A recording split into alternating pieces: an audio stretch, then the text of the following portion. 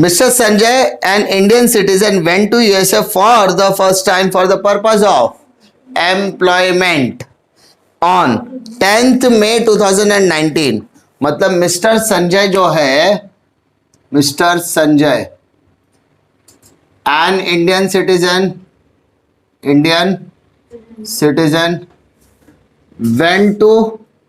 went to where?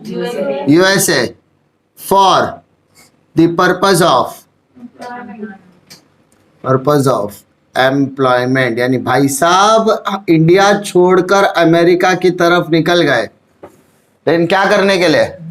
Employment करने के लिए, जॉब करने के लिए। तो याद है मैंने कुछ सिखाया था, if a person is living in India for the purpose of employment then he would be under the criteria of exceptions, so he falls under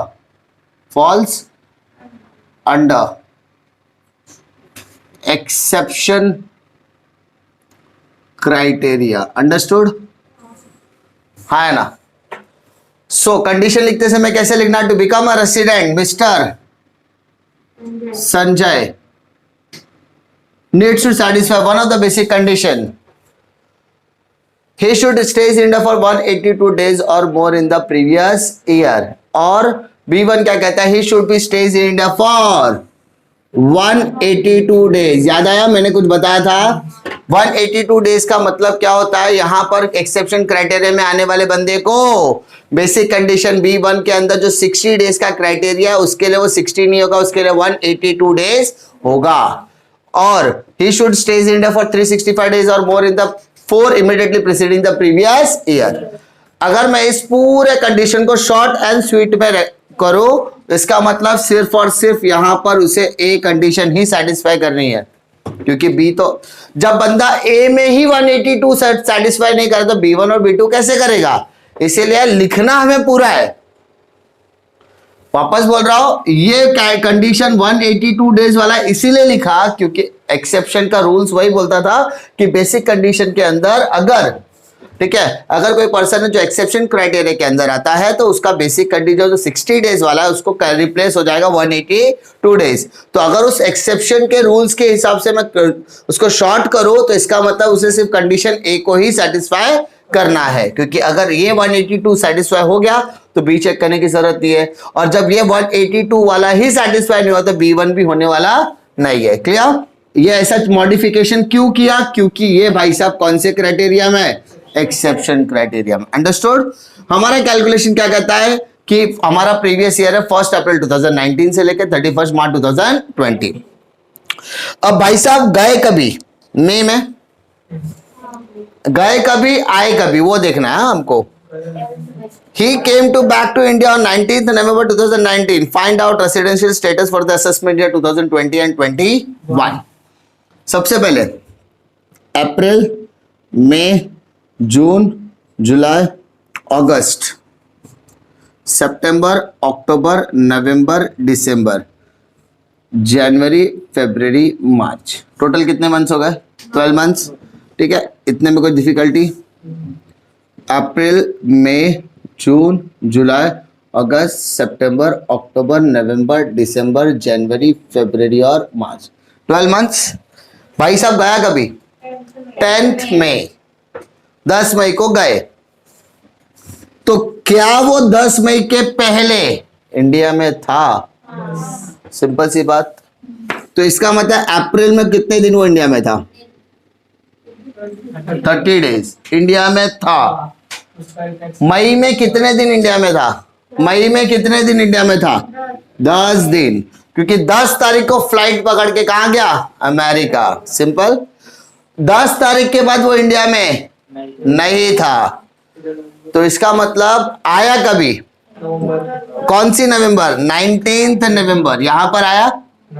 ठीक है, यहां पर ध्यान दे रहा हूं मैं।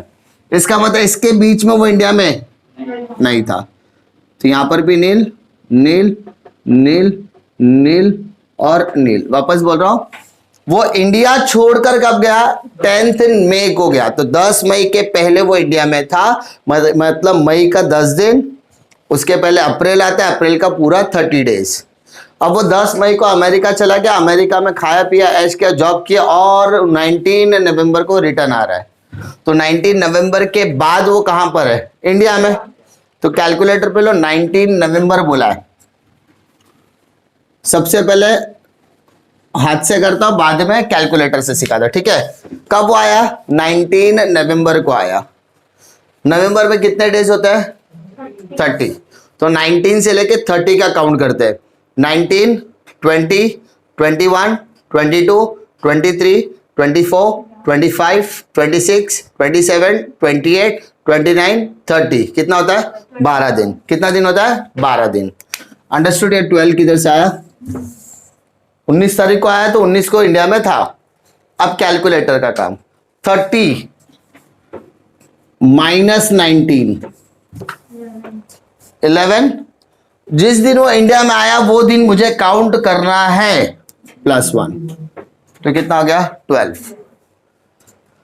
समझा? मतलब 18 तारीख तक की वो बाहर था, 19 को वो इंडिया में आ गया, तो 30 माइनस 18 क्या, तो भी 12 ही आएगा।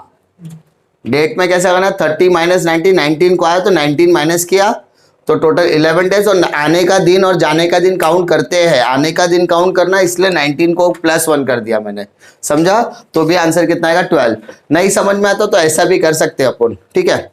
अब उसके बाद वो इंडिया में ही था ना, तो इसका था दिसंबर का कितना दिन? 31, जनवरी 31, 29 और ये 31। जनवरी था, फरवरी 2020 29 ही होगा क्योंकि वो लीप ईयर हो गया। Take the total of this, 30 + 10 + 12 + 31 + 31 + 29 + 31। तो total number of days in India 170।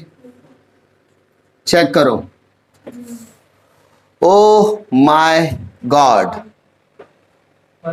he does not satisfy the basic condition, so he is said to be non-resident of India. From the above calculation it is clear that Mr. Sanjay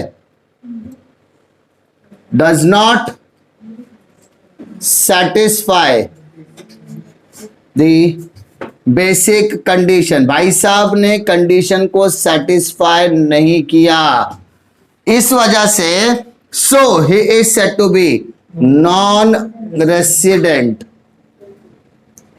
बस इतना भी लिखा चलेगा, या of India तो भी चलेगा। तकलीफ? Non resident of India, that's it. Difficulty कैसे करना है? आपका सबसे ज्यादा इंपॉर्टेंट काम कहां पर है? कंडीशन और कैलकुलेशन। कैलकुलेशन जो भी आएगा उसी हिसाब से आपका क्या आएगा? कंक्लूजन आने वाला है। That's it.